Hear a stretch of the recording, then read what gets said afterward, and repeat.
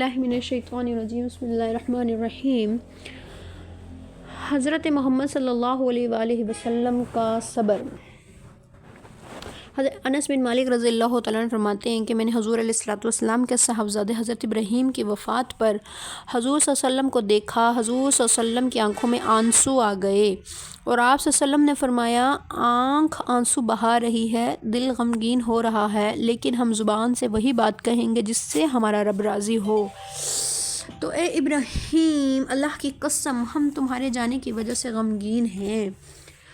تو حضور علیہ الصلوۃ والسلام حضرت عبد الرحمن بن عوف پر سہارا لیے ہوئے اندر تشریف لائے، اور اندر حضرت ابراہیم جو تھے، ابراہیم حضور علیہ الصلوۃ والسلام کے صاحبزادے ہیں، بیٹے، وہ نزع کی حالت ان پہ طاری تھی۔ جب ان کا انتقال ہو گیا تو نبی علیہ الصلوۃ والسلام کی دونوں آنکھوں سے آنسو بہنے لگے۔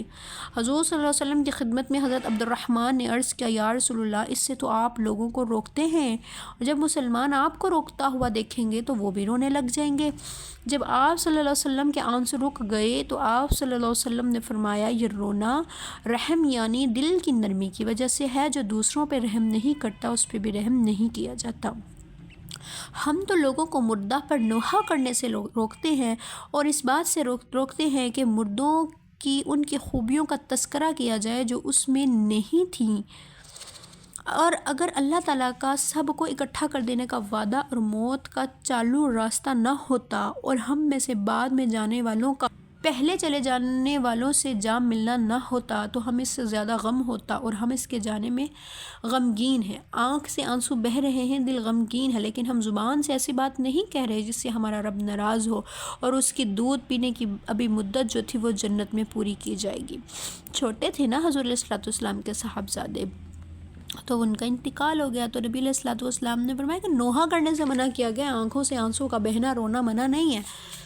حضرت اسامہ بن زید رضی اللہ تعالیٰ عنہ فرماتے ہیں کہ ہم لوگ نبی کریم صلی اللہ علیہ وسلم کے پاس بیٹھے ہوئے تھے کہ اتنے میں آپ کی ایک صاحبزادی آپ کو بلانے کے لیے ایک آدمی یہ پیغام دے کر بھیجا کہ ان کے بیٹے کا انتقال ہونے والا ہے۔ حضور علیہ الصلوۃ والسلام نے آنے والے قاصد سے فرمایا، واپس جا کر میری بیٹی کو بتا دو کہ اللہ نے جو چیز ہم سے لے لی وہ بھی اسی کی ہے، اور جو ہمیں دی ہے وہ بھی اسی کی ہے، اور اللہ تعالیٰ کے ہاں ہر چیز کا وقت مقرر ہے۔ اسے کہہ دو کہ وہ صبر کرے اور اللہ سے صبر کی امید رکھے۔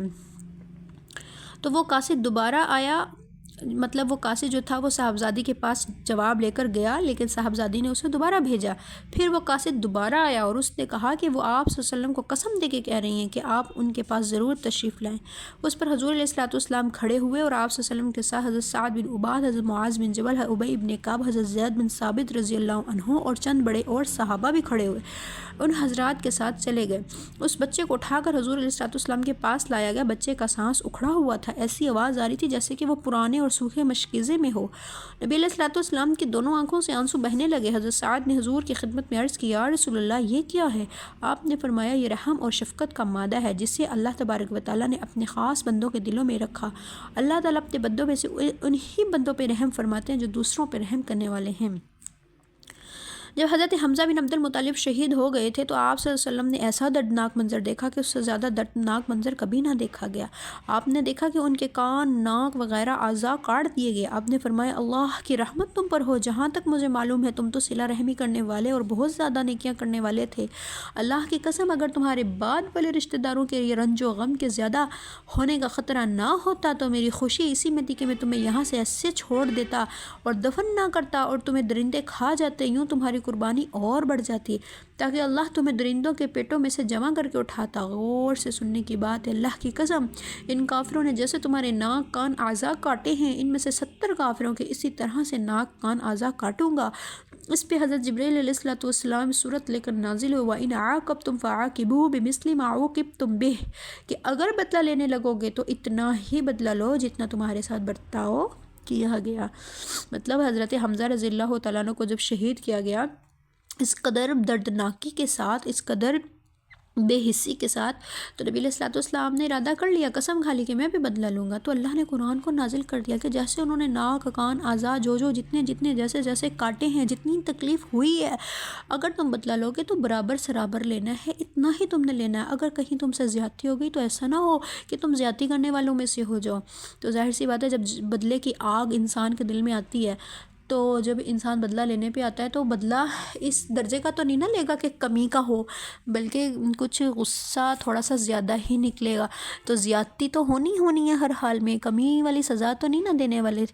تو اس لیے کہا کہ اگر اللہ نے کہہ دیا اگر بدلہ لینے لگو گے تو اتنا ہی بدلہ لو جتنا تمہارے ساتھ برتاؤ کیا گیا، اور اگر صبر کر لو تو وہ صبر کرنے والوں کے حق میں بہت اچھی بات ہے.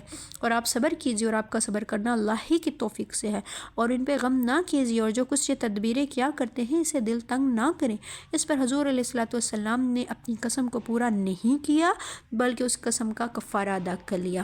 کیا کیا آپ علیہ الصلوۃ والسلام نے؟ دیکھیں کتنا بڑا معاملہ ہو گیا، دشمنوں کو معاف کر دیا، صبر کر لیا.